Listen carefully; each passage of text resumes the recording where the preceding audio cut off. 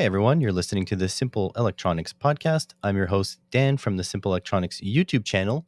And with me today, I have a very special guest. I have Robert Dunn from the Dunn and the Aging Wheels YouTube channel. How are you, Robert? I'm good. How are you? I'm good. I'm good. Now, I have a little bit of spiel to go on for this podcast, but first, I'd like for you to introduce yourself to the audience. Who are you? What do you do? And what are your channels about? Well, like you said, I've got two YouTube channels. The first one, I call it the main one, but really they're about the same size as far as views go, is Aging Wheels. I have several obscure cars, and I like playing around with them and doing other various vehicular-related projects. And the other channel is Dunn. Initially, I wanted the channel to be just a normal YouTube second channel where I could post whatever, but it is 100% turned into woodworking slash make anything I want sort of channel, and I mostly make tools that I use or talk about tools or just anything that I want to make. Yeah, and here comes my spiel.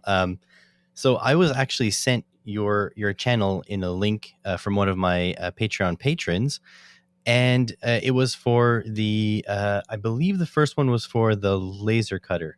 Oh, No, yeah. it might have been the spot welder. Either way, it was one and then the other, and so those were two exposures to your channel. So I thought you were an electronics channel. Just if you just look at those two channels. Uh-huh. Those two videos on the Underdone channel, I was like, oh, this guy's an electronics tuber. Perfect. I'm going to send him, a message, see if he wants to come onto the podcast. Well, lo and behold, you're actually like some sort of actual celebrity. Like you, like the Aging Wheels. So here's what the deal, right? I was supposed to do research. I was supposed to listen to your other podcast episodes because I was told that you were on podcast twice actually with Chad and Steve. Uh-huh.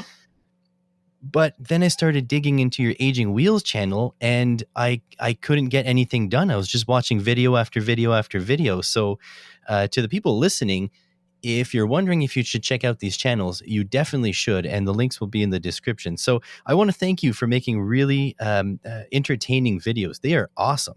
Well, thank you. It's really nice to hear. We do need to cover a little bit of ground for the viewers, though, because I'm a car guy. I've been a car guy almost 16 years now. I've been a professional mechanic.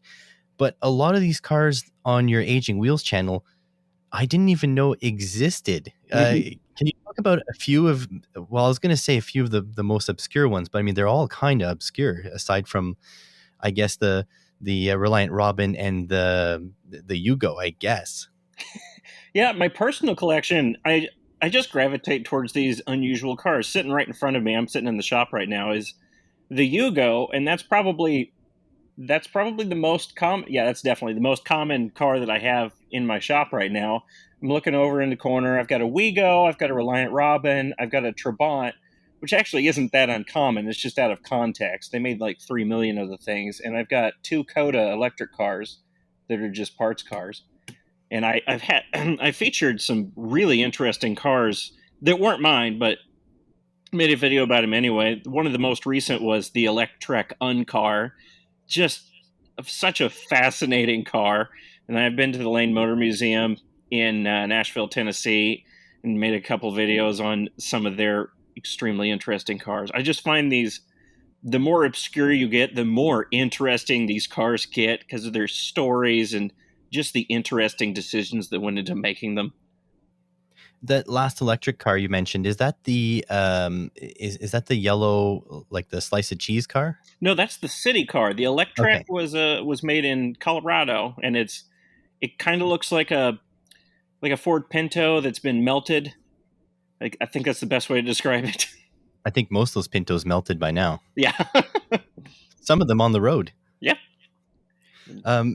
Yeah, because you've covered. I don't even know where to start. You've covered a ton of interesting cars. That yellow city car, I believe, YouTuber Simone Yacht has the same one. I don't know if you know about her. Yeah, I do. Yeah, that's where I found out about it.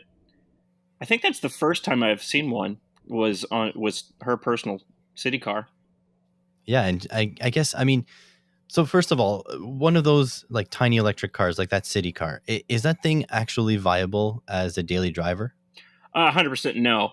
It's surprising that it's street legal and you can legally take it on the highway and everything, but it has a top speed optimistically of 25 miles an hour, and it doesn't have a proper motor controller. It has, I don't know what they call it, but it's like a staged setup for the throttle, so it just changes the wiring of the batteries instead of having any sort of pulse width modulation or anything to control the speed of the motor. It's really terrible and really slow, so I don't think you could actually use it unless you lived in a retirement community or something.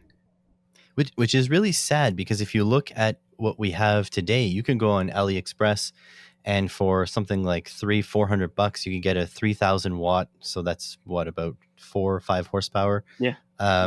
motor, speed controller, throttle, chain drive, everything you need aside from batteries. A couple $100. You could easily retrofit that in a super light, like a tube chassis, like an Ariel Atom or something, It's and funny you'd you probably. mentioned that because that's Pardon. exactly the project I'm working on at this moment. Now, is this for the off-road go-kart thing? Yep, that's exactly what it's for. I have been this project has taken me way longer than I anticipated, and I've been working on just the battery pack for over a month now. But that's what I'm working on now. I've got the 3,000 watt Kelly controller, got the battery pack, and all the little bits and pieces like a BMS and the charger that I had to find specialty for it and all that stuff. Yeah, I actually wanted to talk to you about that project specifically, because you mentioned in your video that you have a 1,500 watt speed controller, and you might Mhm. upgrade to a 3,000 watt. But most alternators max out about 90 to 120 amps, so that only gives you about 1,000 to like 1,500 watts maximum on that alternator. I'm not sure. I'm not sure if you'll be able to drive it at as high wattage as you think. I'm not sure either. That's the only component that I haven't upgraded with this the second time I'm doing this project. So I'm going to see if the alternator works. If it doesn't, then I'll have to get a proper motor. But I have significantly upped the voltage as well. So I'm going with a 72-volt battery pack, and the max output of my BMS is 100 amps. So I don't know if that'll protect me, but we'll see if it works. This whole thing's an experiment. Yeah. Hold on. I'm being a terrible podcast host here, because I'm more like doing this as if I was in the comments section. So Robert has, I guess it was a gasoline powered, like a side by side, like an off road go kart. Yeah, it's more of a kid size thing, but yeah. And then what you did was you took a used alternator, took it apart, reconfigured it, not much, mind you, but still reconfigured it into an electric motor. Can you talk about that project so the audience knows what I'm talking about? Yeah, absolutely. It was just a car alternator that I got from a junkyard. I ended up actually buying four of the things because they were only $5 each, and I thought it'd be nice to have spares. And the only process involved with converting it to a motor, if you have a motor controller that works with sensorless motors, is to just remove the rectifier and the diode pack and the electronics and just directly wire up to the wires, the coils that come off of them. And that worked pretty well. I was going to use that to drive this go-kart, but the problem was, and the reason I'm redoing this project is because it didn't have quite enough startup torque for whatever reason to actually get itself going. If I gave it a push start, then it could get going under its own power, but I had to give it a push start, and that's obviously no good for an electric motor. Do you have you ever run RC vehicles, like brushless motored, like 4x4 remote control trucks and stuff? No, I haven't. Okay, so that phenomenon that you are seeing with the rotor being out of sync with the outer coils, it's called cogging. So you nailed it. You hit the nail on the head in your video. You talk about this, and that's a real phenomenon. I'm just wondering if that cogging is due to your rotor current maybe not being enough. So the rotor, for those listening, is the section in the middle. Usually on a motor, it's the portion that turns. It's a rotor. It Mhm. rotates. But what Robert's doing is he's feeding power, 12 volts and ground, or whatever, battery voltage. No, you do step it down. So 12 volts and ground, um, because an alternator uses an electromagnet and not a magnet. I'm just wondering if maybe you could have bumped up the current on that 12 volt on the rotor to get more power out of it. I actually And yet, tried that. I tried that off camera. I don't remember what I bumped it up to. I think I only bumped it up to 4 or 5 amps, but it didn't seem to make any difference at all. In fact, I bumped it down just to see, and all the way down at 1 amp or a half amp, it still performed pretty much exactly the same. It made me okay. question my what was it called, a buck converter, to see if it was working, but I tested it and it was working just fine. Yeah, I'm trying to think because I think most cars have a 30 amp fuse on the alternator rotor. So that Wow. probably means about 20 amps through the rotor. I mean, you need a lot of magnetic flux to generate between 90 and 120 amps, right? So Yeah. it could take quite a bit. And I think in your situation, it stays relatively cool because these things are designed to be bolted on engines, right? So it's and yours is in the open air.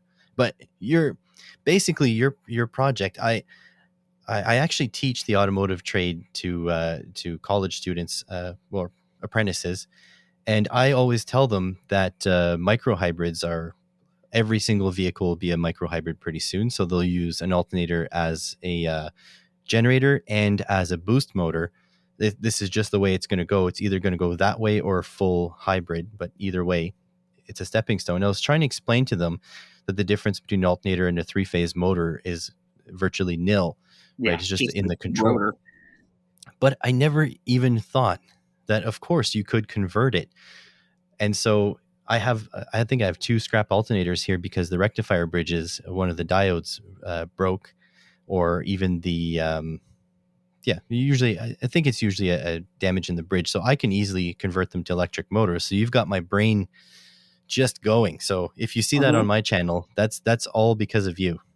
Yeah, the idea didn't come from me. I saw this on a YouTube channel about 3 or 4 years ago. The guy's name, or the channel's name, is Asti Wawa, and he made a go kart. It was a lower to the ground, more street friendly go kart, I guess you'd call it. And that's what he did, was he converted a car alternator. He didn't quite go in depth enough, so I was left questioning how some of the stuff worked. Like he uh, he hooked up wires to the brushes and didn't explain what that was for. And I had to learn later that that was to power the rotor, because a rotor in an alternator is just another electromagnetic coil. And if you're going to use it as a motor, you have to power it so that it behaves like a permanent magnet motor. Anyway, he had that video out like 3 or 4 years ago, and I was just hooked on the idea of doing this project eventually. And when this go kart project came along, I thought, I have to do that now. Oh yeah, and it has been awesome. Like my biggest regret in doing this research for this podcast today is that there wasn't a part 2 yet, but I'm so glad to hear that you're working on that cuz that's going to be exciting. I've been working on it for so long now. I've actually already filmed a sponsorship for this video, and the sponsorship was supposed to be. I don't know if you care about me talking about YouTube specific things, or No, your go ahead. audience cares about it, but it was supposed to be for the end of September. And then I got sick, and I said, the project's taking a long time anyway. Can we delay this a bit? And she said, yeah, how about early October? And I thought that would be plenty of time, but I haven't even finished the battery pack yet. Oh no. So we'll Well, see. I'll tell you, you're not the only one because about 6 weeks ago, I promised to get this remote control boat together. It's basically a children's sandbox toy, like a flat bottom, plastic clip together Uh-huh. piece of garbage boat. And I'm remote controlling it. So I have a brushless motor put in, a fairly big in runner. I think it's might be a 500-watt jobby. I custom made rudder control, servo mounts, everything is custom made aside from the actual RC parts. And then, yeah, my plan was to make it look outwardly like a children's uh, sandbox boat, and then make it be an absolute screamer on the water. So I promised this about 6 weeks ago, and now in Canada it's getting cold and it's still not in the water yet. So you're That's not the a only bit one. harder of a deadline than just a sponsorship.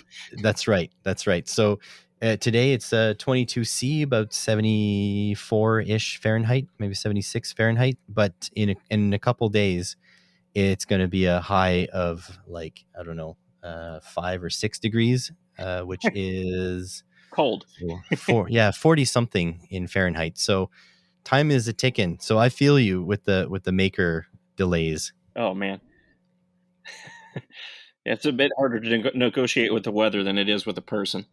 Absolutely. Absolutely. And since, all the climate change stuff that's been going on, we've been having a lot of false winters and false springs here Mhm. in where I live specifically, where I bet you anything it's going to snow in November, and then it'll be back to like 78, 79 in the last weeks of November, and then December it'll drop to like minus 20 or something.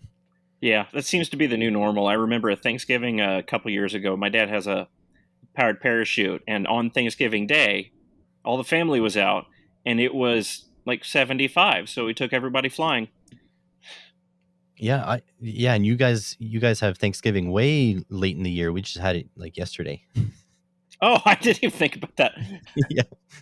You guys are like in November, I think. Yeah, at the end of November. Yeah, so that's crazy. And but where are you located in the States? I think it's Missouri. I was reading from your Yeah, plates. St. Louis area in Missouri. So, I mean, it's fairly warm climate there, isn't it? It's pretty temperate. It's right in the middle of the country, so it's not anywhere near as bad as Canada or Minnesota, but it's certainly not Alabama or Texas or anything. It gets cold, but not. It doesn't snow regularly. Here in where I live in Canada, I'm a little bit more south than the northernmost U.S. point. So I get everything from minus 40 Fahrenheit to about 105 Fahrenheit, depending. Like the summers are 105 and the winters are minus 40 at some points. So it's cold and it's hot. And It's very strange. you're in the Toronto area, is that right? Just yeah, about 4.5 hours northeast of that. I'm in Ottawa specifically. Oh, okay. So it's weird because Toronto is fairly mild because they have all the lakes around them. Oh, yeah. I didn't think But about here that. in Ottawa, it gets cold. I just imagine that everywhere in Canada has the same temperature because I don't think that much about it. Yeah, nobody does. Nobody does, especially when I talk to like Europeans or Australians. I mean, if you look at Canada, it is huge. We Oh, go yeah. almost all the way to the North Pole. It's huge. It goes all the way to the So, North Pole, but no one lives up there. yeah, exactly. So, what kind of stuff do you have to do to your cars to get them winterized? Because I saw a couple of your videos. You were talking about having to put them into winter slumber, so to speak. I don't winterize them at all. I'm very lucky that I have my shop is not only air conditioned, but it's also heated with mini splits. So I just park them inside for the most of the winter. I'll take them out on occasion if it's a fairly moderate day or if there's no salt on the roads or anything. But during the winter, I just park them inside and basically forget about them for an entire season. What's with your workshop? Because I see in your earlier videos, there's a massive pit of death, and you were rebuilding some engine. You almost fell in with while you were handling a breaker bar. Who builds a shop like that? What's the deal there? I don't know what the original purpose of this shop was, but I know at some point, because I've been talking to the neighbors who have been here much longer than I have, that at one point, the person that owned this shop had a contract with a garbage company, and they would pull in garbage trucks over this 3 foot high pit on ramps, and it acted like a lift. But obviously, a garbage truck is incredibly heavy to lift, so they didn't have to do that. They just drove it out on the ramps. It was just some sort of work pit. It's just the strangest layout.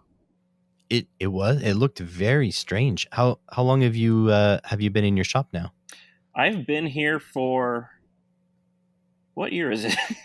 2021. I know the last couple of years have been a little weird. Yeah, I've been here for 3.5 years now, and for the first 2 years, I just had this big L-shaped 3 foot deep pit in the corner of my shop that was just useless dead space. Thankfully, a year and a half ago, I got it filled in, and I have my whole shop back now. Did they just pour it was just filled with concrete, or did you guys put giant rocks? Because I'm assuming concrete's expensive. Yeah, concrete would be real expensive. It was $7,000 for the whole job.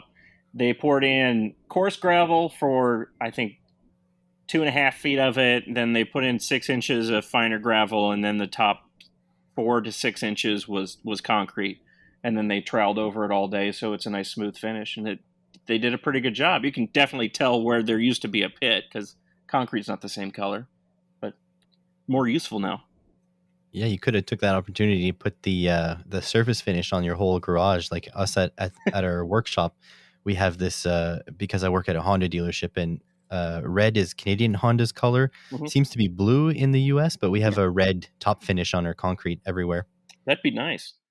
I thought about doing that sort of thing, but I'd have to move too much stuff, and it's not really worth it. I'm sure if I put it down, I'd think it's worth it, though. That's true. It's true once you move into a space, you never want to move your stuff back out because I mean, it takes you years to accumulate your stuff, and it takes you, only, it would take you a whole weekend to pull everything out after that. It'd take me more than a weekend, partially because I'm lazy, though. Yeah, that I've got that same problem. Interesting. I'm just building workbenches left, right, and center, and yeah, it's too late now to reorganize because yeah, everything's in place. Actually, a lot of the stuff I had to build down here in my basement workshop, so there's no way it's going back up the stairs. So Yeah, exactly. You build it in place it's and it done. stays there. Exactly. Whoever buys the house after me, they can have my workbenches. The last workbench I built, I just decided, heck with it. I'm never going to move it, and I anchored it down to the concrete. Oh, there we go. Is that the one with the looks like a countertop on top? Yeah, yeah. My miter saw / radial arm saw station. You see, I'm not kidding. I was actually entranced by your YouTube channels, and just not enough hours to keep up. That's how So, I feel about a lot of YouTube channels. You just want to sit down and watch all day. hopefully my viewers or my listeners will want to go check out your channel. Where would you recommend that they start because you're particularly proud about one or another videos? Whatever channel trailer I have set on aging wheels, I think that'd be a good place to start. I think my current channel trailer is the video I did with the Nissan Figaro. I'm not sure why, but I liked that script a lot, and I thought it was particularly humorous. So I'd say start there, and then maybe go back and watch some of my projects, like the bus project that's ever ongoing. A friend of mine and friend of the show, another maker, he helped his friend do a bus conversion. It doesn't look like fun. It's a lot of work. Yeah, it's a ton of work, and I haven't even touched the bus in several months. I haven't had a video out about it in like 2 years now. People keep asking me where it is, and it's still in the same place. It hadn't moved. What's the final plan with that bus? Because I actually haven't watched the video. I just see it in the background. Sometimes you do some talking videos, and there it is in the background. Yeah, that's how I know it's gone on too long, because it's getting to the point where a lot of new people don't even know what the bus project is. I It's got just the this set bus, decoration. yeah, I got this bus like 3 years ago, and the plan was and still is to lop the back part of it off so it can be a car hauler. It's a 40-foot bus, and the front part's going to be living quarters. And I want to put as much effort as I can into making it really nice conversion. So I've raised the roof so it's 10 inches taller in the living quarter section of it. I'm going to fully insulate it. I'm going to have probably an electric car battery's worth of batteries. An electric car's worth of batteries is what I meant to say there, to power all the ins and outs of the bus, so I don't have to have a generator or propane on board. And the back end of it's going to be an interesting engineering challenge to raise cars up to the height of the deck on the back of the bus. Basically, it's just going to be a car hauler / living quarters. So basically, like a camper and a trailer, all in one, Yeah, same chassis, instead of those people that have those motorhomes where they tow their race cars with. yeah, exactly. I mean, the motorhome pulling a trailer would have been vastly easier, but no, it's all about the project, is what I keep telling myself. That seems to be the theme for your channel, right? You constantly say this isn't the best way, Yeah. but this is the way I wanted to do it. Like I was watching your dust collector vortex thing, Oh yeah, that's and that's one of my favorite projects. yeah, in the last 5 minutes of it, you say, "Would you recommend anybody do this?" No. No, It's always no, don't bother. But for you, it was about more than that, right? oh yeah, I love working on these things. That's why I do it. If I just wanted something like that, well, then I would be doing something else and then making money to buy the thing. But I wanted to build it. All right, so level with me then.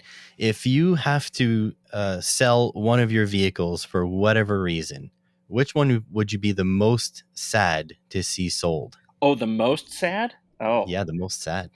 probably the Trabant. It's what started this whole unusual car obsession because I got that thing about 5 years ago now, and then it's just been all downhill from there. Well, it goes faster downhill, doesn't it? Oh, yeah, much. So, can you explain? I saw a little bit about the Trabant in, I think, just in your fleet update videos. I haven't seen one of your dedicated videos. Can you just explain to everyone what the Trabant is and why it has such a meme culture almost on your channel? Yeah, I need to make an update video just in general because the only explanation I made about the Trabant as a whole was like 5 years ago now, and I could do a better video now. Anyway, the Trabant is it's a car that was made in East Germany. It was nearly the only car you could buy if you lived in East Germany. There was another East German car. It was called the Wartburg, but it was twice as powerful at 50 horsepower, and that was reserved for police or heads of state or Stasi members or people that had higher class like doctors or lawyers or what have you. But if you were a normal person, the only car you could get would be a Trabant, and it has a two-stroke, two-cylinder, air-cooled, 26 horsepower engine at the front, driving the front wheels. It's got a 4-speed on the column shifter. The body panels are made out of Duraplast, which is similar to fiberglass, but it's made out of cotton. It's pressed, it's cotton. It looks like giant blankets if you look at videos from the factory. It's cotton that's pressed together at high pressures and high temperatures, so they stamp them out like normal steel body panels. The frame is still steel. It's a unibody construction. It has transverse leaf springs. It's really tiny. It's really slow. And they made them almost completely unchanged from 1963, I think it was, all the way up until 1990, just before the Soviet Union collapsed. Just a ridiculous car, and it was everyone's family car if you lived in East Germany. They made like 3 million of the things. So, how did you get your hands on one in the United States then? I looked on eBay, and there was a guy that he was Hungarian, and he started importing a bunch of them. So he just imported a bunch of them, and I bought one of them. It was a pretty simple story, actually.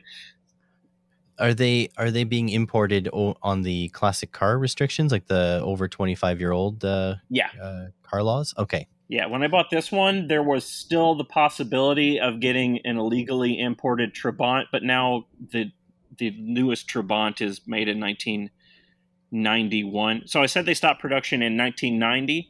That was for the two-stroke versions. They made a four-stroke version. It just had a Volkswagen Polo engine, a 1.1 liter. That only lasted a year because the Trabant was not bought by anyone that had choice. That makes sense. What's so memey about it then? Like what's been the issues with it?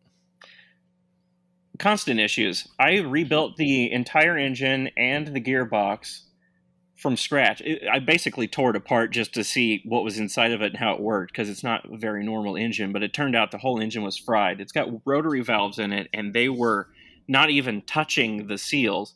So that was causing problems. It was backfiring. It was doing all kinds of things. But I think it's achieved meme status just because it's so goofy. It's got a little two-stroke lawnmower engine powering it, and it's a family car. The super interesting thing for the viewers out there that don't know is that a two-stroke engine sounds way more powerful than it is, because a regular four-stroke engine, it makes that, the noise of the exhaust or the noise of the power stroke. It does that every 2 turns of the crankshaft. So if you have a two-stroke, it does that noise every turn of the crankshaft. So if you have a two-cylinder two-stroke, it sounds like a 4-cylinder 4-stroke. It's the weirdest thing that you would never think about. But if you see, I believe there are old Saabs that had a 4-cylinder 4-stroke, and those things sound absolutely ridiculous. It sounds like a V8, but it's It's actually a 4-cylinder. It's crazy. So I had one of those old Saabs. It's a V4. Okay, there we go. A Yeah. V4, but also 2-stroke. No, the V4 was a 4-stroke, and before that they had a 3-cylinder 2-stroke, and those sound incredible. I think it's one of the best sounding engines ever made. Okay, that's right. So it was a 3-cylinder because I remember back in trade school, they made us listen to a video. They would turn off the projector, and they would make us listen to the video of this Saab that was converted to a rally car, and Yeah, it sounded like an F1 car it almost. just howls, doesn't it? Exactly, but it's just because it has a 2-stroke. Mhm. 2-strokes sound double powerful. It's incredible. There was a German company, a German car company called DKW. Now it's been absorbed into Audi. Eventually turned into Auto Union, and then it turned into Audi. Anyway, they made a car called the 3 = 6. It had a 2-stroke 3-cylinder engine, and they used the whole 2-stroke and has twice as many strokes as a 4-stroke engine as a marketing technique. So they called the car the 3 = 6 and marketed it as such that the 3-cylinder 2-stroke engine made the same amount of power as a 4-stroke 6-cylinder engine. Whether or not that's true is debatable, but it was a fun marketing technique. That's quite interesting. Now, I've worked at a Honda dealership my entire career, Mhm. and so we have to talk. Why did you blow up a Civic? This one was just past it. Not only did it smell horrible in the inside, but it had a blown head gasket. It was eating coolant, and it was leaking oil and burning oil. It had a lot of issues with it, and I got it for free, so why not? You actually did I think you did fairly well on that video as well. I think that brought in quite a few viewers. Just scrolling down here, maybe 620,000 approximately. Yeah, That's pretty good. that was really early on in, let's call it, my YouTube career. I need to do another one of those destruction videos, but I've never got around to it. Partially because the comments on those videos are so hateful. It's just a bunch of teenagers saying, "Ah, why'd you destroy a perfectly good car?" But it's not. It was destined for the scrap heap.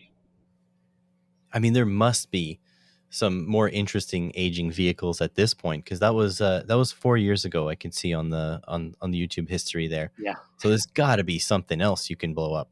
Yeah, I actually have it already. I just haven't got. I've had it for 2 years, and I haven't gotten around to writing the script for it. I've got a Dodge Durango that I bought from an alcoholic, and he had to remove his breathalyzer from it before he gave it to me. Bought it for $500 with the plan to destroy it, and now it just sits in my driveway because I've never written the script for that video yet. Yeah, now that you mention it, I remember now, because you were actually using it as a chicken coop for a little bit, right? Yeah, chicken infirmary. Yeah. See, like I said, I've been consuming your content like crazy. If you've been watching your view numbers go up, that's me. Just one person. Yep, just me. Okay, let's bring this back around to electronics before I lose my core audience to you. You built a spot welder. I believe the spot welder was the first video of yours that I've seen. And then when I saw the go-kart video, I could see the progression, what was going on with that. But can you talk to us about how easy it was, or how difficult it was to build the spot welder? That spot welder was, I don't want to say is the easiest project, but it was the most surprisingly straightforward project I've tackled in a while. And the fact that it worked the first time was deeply satisfying.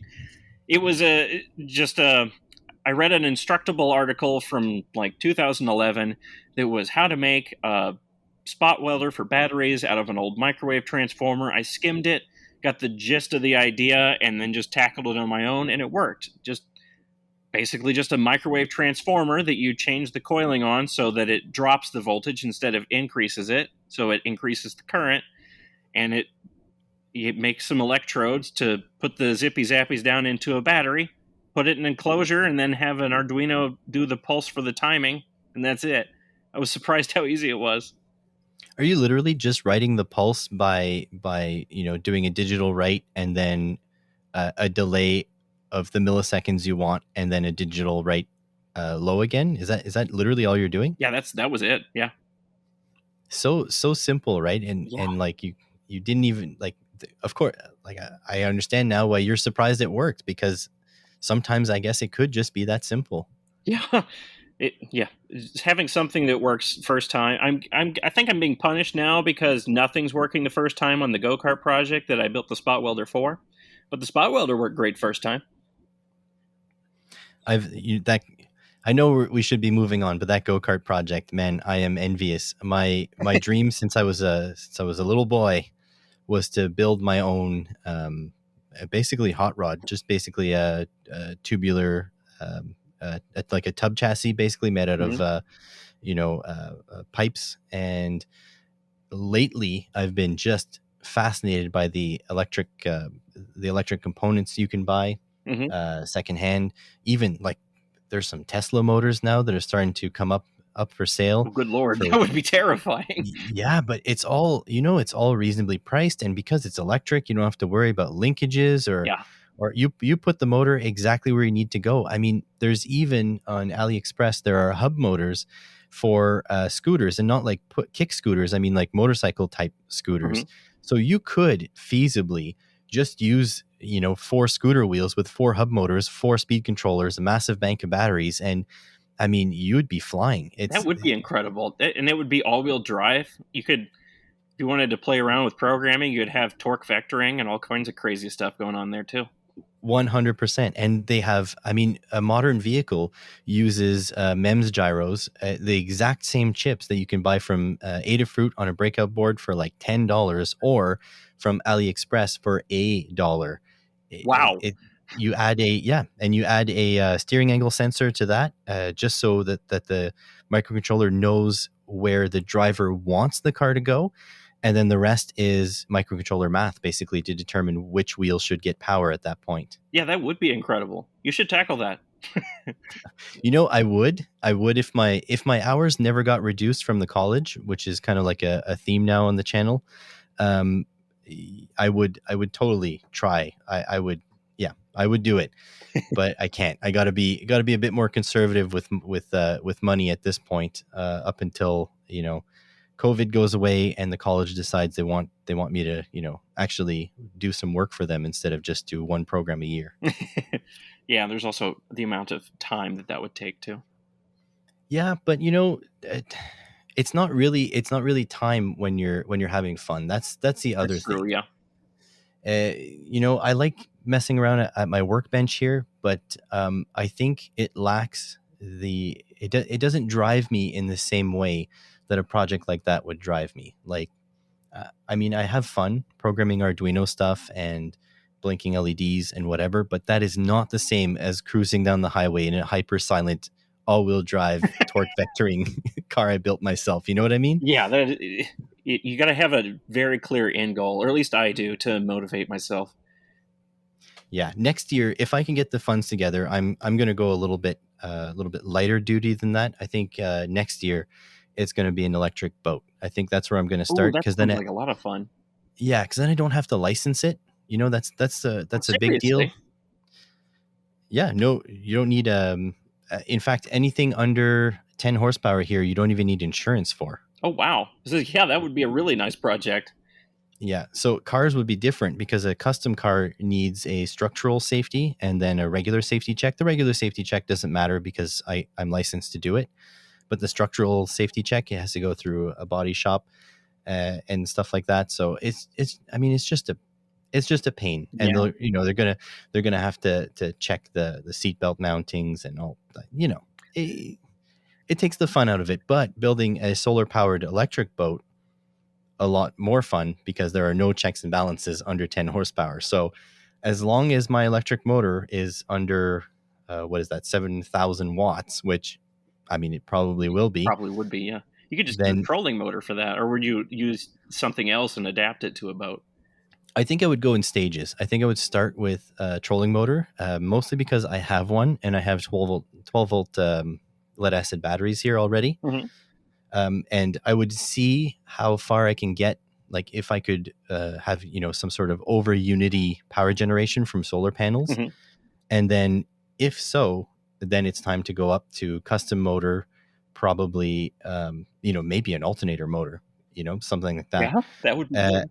and then drive shaft, stuffing box, probably custom 3D printed prop, because I can probably print in some exotic enough materials or make a thick enough propeller that it won't break, and then go at it, see how far we can go. Are you familiar with the YouTube channel or the guy on YouTube, Peter Schrippel?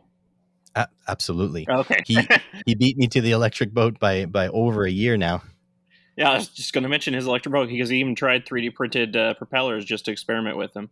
He doesn't go into as much depth in his projects as I would like sometimes. He just sort of glosses over them. Yeah, His projects I are really interesting. it's you know what, I think it becomes a effort versus gain type thing, Yes, because on absolutely. YouTube, the more broad you can be and the more superficial you can be, the more views you're going to get. And honestly, this guy is doing this for a living, just, well, I guess just like you are, Yeah. and we'll talk about that in a moment. But this guy's doing this for a living, so I do not blame him, in just making these superficial videos, which are super entertaining, because I know he's got the technical know-how, and I guess it just is what it is. Yeah. And it takes a lot of time to explain stuff like that. And if you want to explain it in a more broad way, that takes even more time. And then working out a storyline to put these things together. It all I, takes a lot of time. yeah, I feel like you hit kind of the middle point where your videos stay very interesting and entertaining, but at the same time are pretty descriptive. Because I feel like I could go back on your on your spot welding video and build one for myself. I mean, I think you put the prerequisites, like, don't do this if you're stupid, but yeah, I feel like it's enough information to get someone done. I try to do that, but I also try to keep the pace up and not be boring and include enough information for people that want to know the more nitty gritty details. It's a really difficult balance to make, and I've been kind of struggling with that a lot, especially with this go kart project. Well, I think you nailed it. If that Well, makes thanks. you feel any better.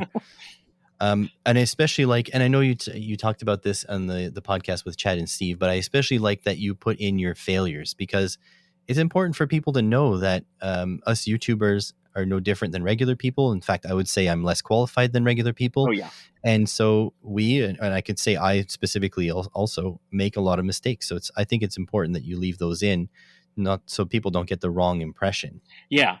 I was listening to the Jimmy DiResta talk on a podcast about that. Just he makes mistakes all the time, and he has to leave them. He leaves them in because he doesn't want anyone to think that he's an expert craftsman or that he's a master at anything. He's just doing stuff that he likes to do, and a lot of the time he gets it right. But there's a lot of mistakes along the way. You got to show people that it's not reality TV where everything works right on a tight deadline first time.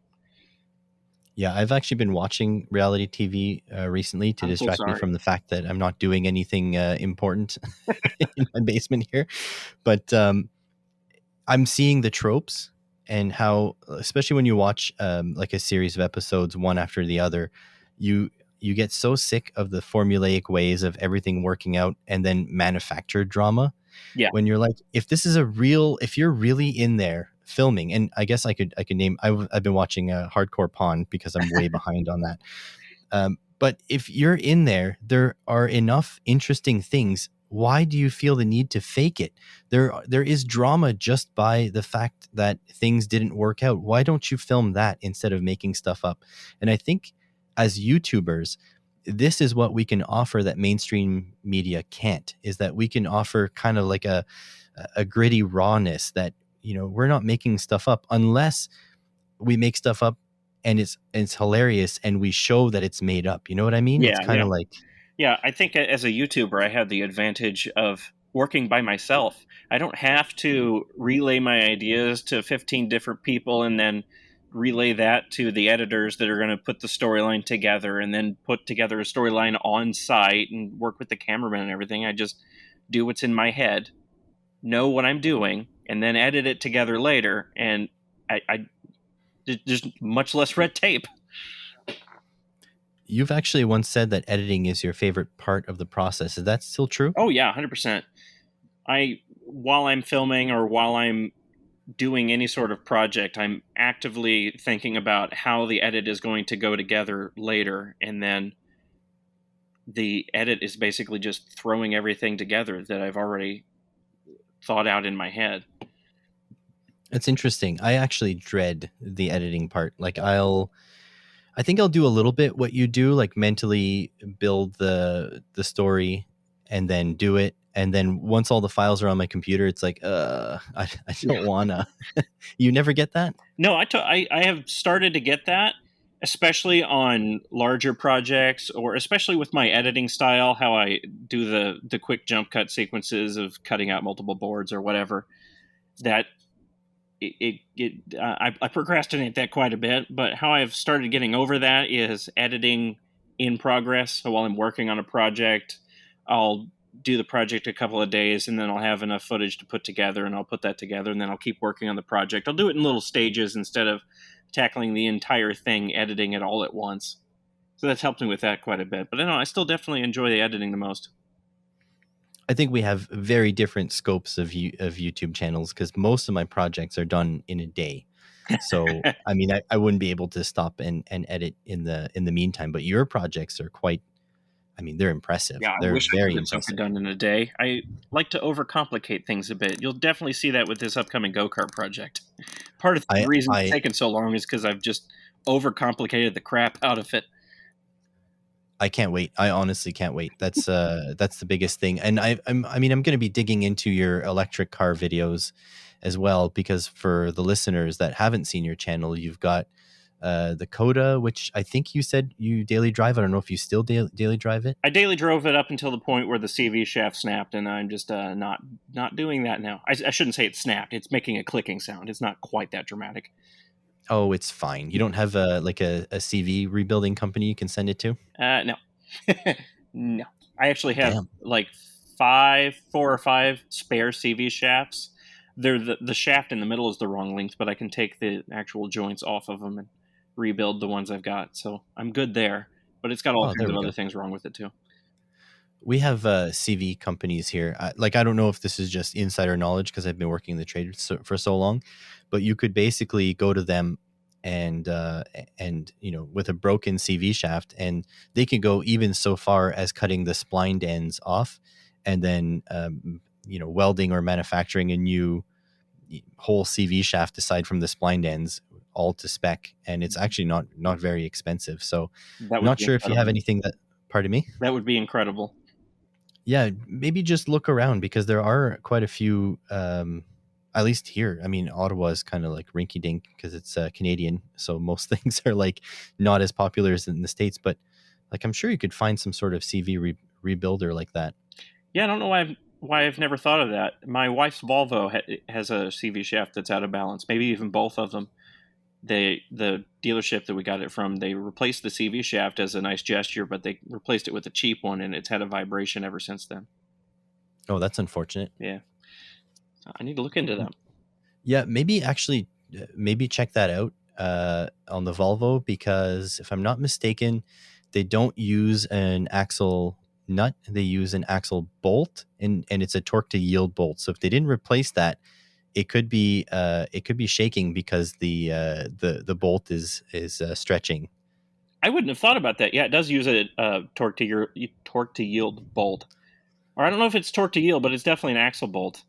And Yeah, it's they yeah, did and replace it, but they did or did not. they did replace it. But I've Okay. had that CV shaft off of the car 2 or 3 times since then, because on that Volvo, there's no snap ring that holds the shaft inside the transmission.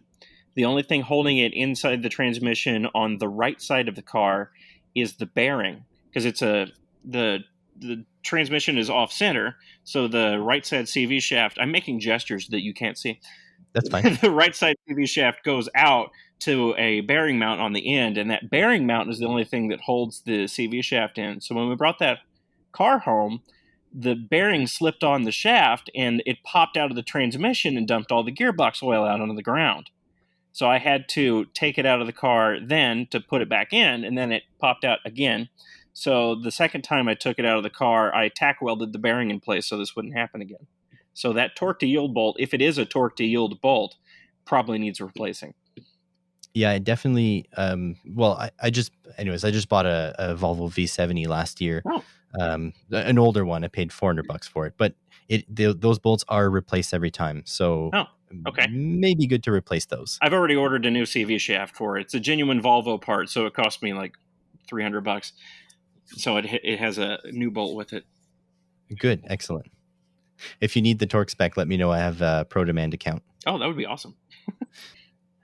Okay, so we are almost at the end of the podcast already. This has gone really fast, and I don't think any of the questions that I've pre-prepared I've gone over, but that's okay. I do have a question that I ask every single one of my guests. Can I shoot that to you now? Yes.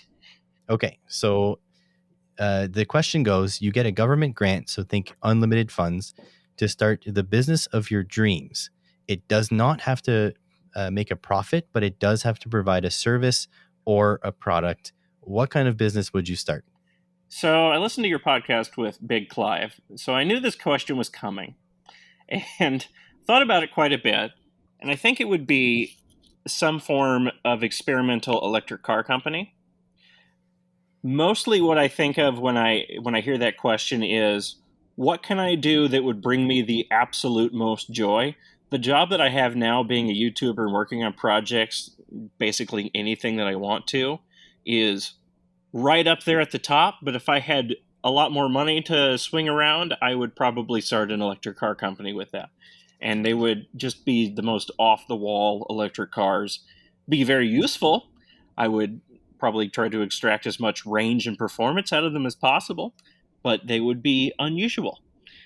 Maybe a fast all-wheel drive wagon of some sort. Maybe it'd have a manual transmission. I'm not sure, but it would definitely be something along those lines. Transmission in electric car is pretty interesting concept. It would just be for the funs of it. Yeah, it would be. Yeah. And then would you have the sort of like the Tesla style pipe in some engine noise while while you're going? No, but I'd probably give the gearbox straight cut gears so that it would just have a whine the whole time. People think you got a supercharged car. Nope, it's just my racing transmission. Don't worry about it. That would be a little bit too much whine for all the time, but I'm going to say that I'd like it. I have to say, like I'm a little bit of a, I don't know. I guess I'm a car realist. Like I see the flaws in cars really easily, Mm-hmm. and I find Subarus have such loud manual transmissions. They're not dog box loud, like straight cut gears loud, but like so much gear train noise. I just don't get Subaru fanboys, and now I'm going to get canceled by that whole type of people. I had a Fiesta ST for a while that was like that. You could hear all of the backlash in the transmission, and for the longest time, I thought there was something wrong with it. But no, that's just how it is. Are you a relatively big guy? Because I'm 5'9", 225, and I didn't feel comfortable in a Fiesta ST. I'm 6'2" and 250 pounds. And you fit in the Fiesta? Yeah, I fit just fine. That was my Didn't daily the driver seats forever. didn't the seats feel like they were trying to take your kidneys out of your body? They hugged me quite a bit, but I didn't feel like it was an intrusive amount of hugging. I actually really liked those seats. Wow, maybe I made more of a wide boy. Maybe, Who I don't knows? know. Those seats were definitely not a one-size-fits-all sort of situation. You have to kind of plop into them too. I always felt like I was wearing out. I've only been passenger in one, of my buddy owned one, but I always felt like I was wearing out his bolsters, like going in and out of his car. That thing had some strong bolsters because I just slid over them for 100,000 miles and they were fine. Yeah, it's a neat car. I love the concept of a compact basically a hot hatch. Yeah. Basically, what you're saying, what your C30, your Volvo C30 is all about. Mm-hmm. Yeah, I liked the Fiesta more than the C30 as far as driving experience, but the C30 is more well-rounded experience. Yeah, I think there's something I don't. I look at cars from a mechanical standpoint, and I just don't get the engineering style of a Ford.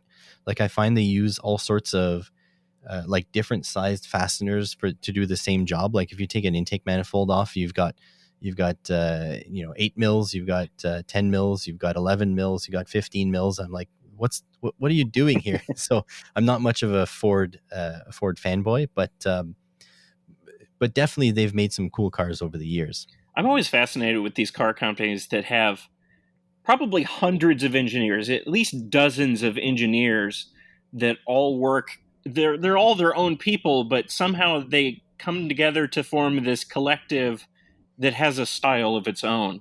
That Ford has a particular style of building cars, despite these cars being built in many different years by several different people, and it still has a cohesive theme.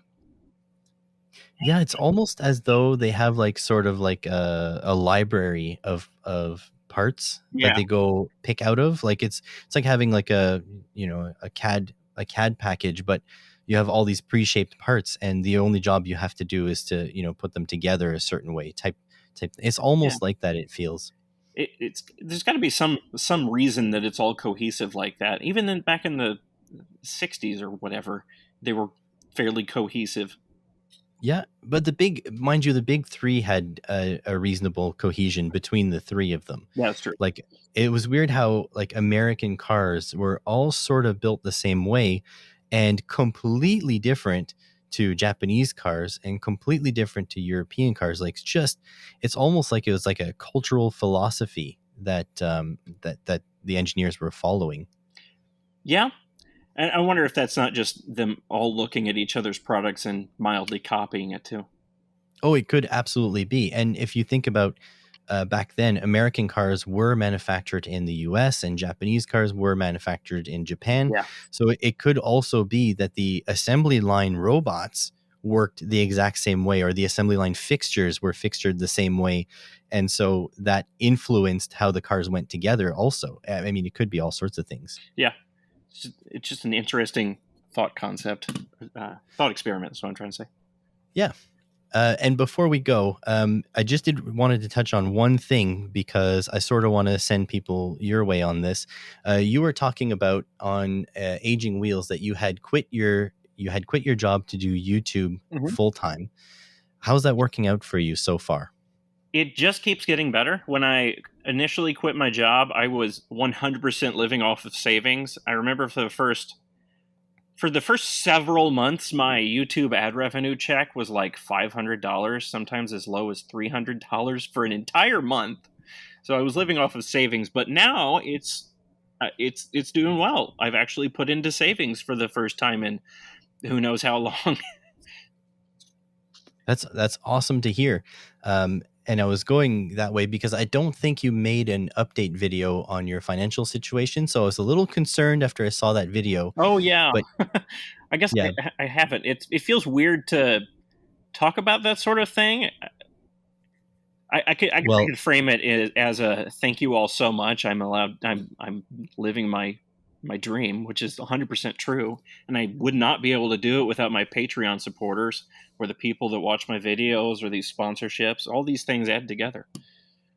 and that leads me directly to say that anybody who is listening to this podcast right now should go right over. The links are in the description for Aging Wheels and the Underdone YouTube channel. And if you like what you see, there's also going to be a link for Robert's Patreon.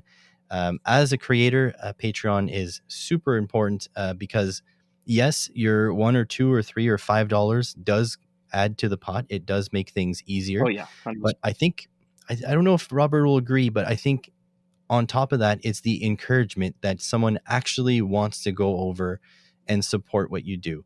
Yeah, Is that, the yeah. encouragement, and Patreon is its own little community too. I occasionally will get stuck on a problem, or I'll just need to vent or talk about what I'm stuck on, or even ask for help sometimes. And I'll post those little videos to Patreon, and I'll get lots of helpful support or encouragement. It's a really nice little community. I know It that they're all absolutely there is. because they're paying me, but it's still a really nice little community. Yeah, I've actually had, I've had some situations where I was super busy at work and I couldn't post videos as often. I told them, look, like, do you guys want more than 24 hours advance or whatever? And most of them just said, yeah, we're just actually here to support you. We don't really care about Yeah. you putting out more videos or whatever. So uh, Patreon folks are the best folks. Yes, they are. For the people that I patronize, sounds like a weird thing to say. For the people that I patronize, I am just there to support them. So it was really difficult for me to set up tiers and any sort of incentive packages because I basically want any of my patrons to get early access or behind the scenes or these little videos that I'm posting all the time. So it was difficult for me to delineate between those different tiers. So as a result, my tiers are basically meaningless. Yeah, same here. My tiers are like, if you want to support more, you can, but for the low price of $2 Canadian, you get all the benefits. Yeah, pretty much. Well, all right. Any closing thoughts for the audience? Sorry, I didn't talk about electronics much. That's completely fine. And you know what?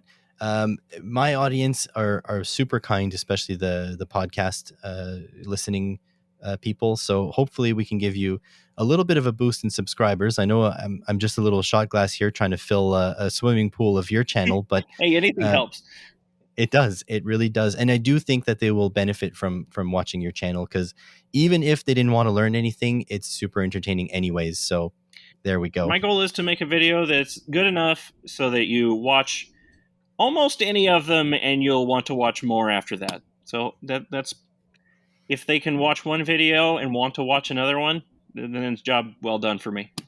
I think that'll be pretty easy. I'll just need to get you on a second episode to talk about your editing and your philosophy and all sorts of things, because I mean, this went by way too fast. Yeah, sure. All right, so guys, I want you to go into the description, go onto either the Aging Wheels or the Underdone or both channels. Pick a video, and if you like it, please leave a comment telling us or telling Robert that you liked it, because that's awesome as a creator to get comments like that. And if you really like it and you want to support him, hit up his Patreon. I want to thank you guys all for listening, and thanks again, Robert, for taking your time to be on the podcast today. Yeah, thank you. All right, have a good one, guys.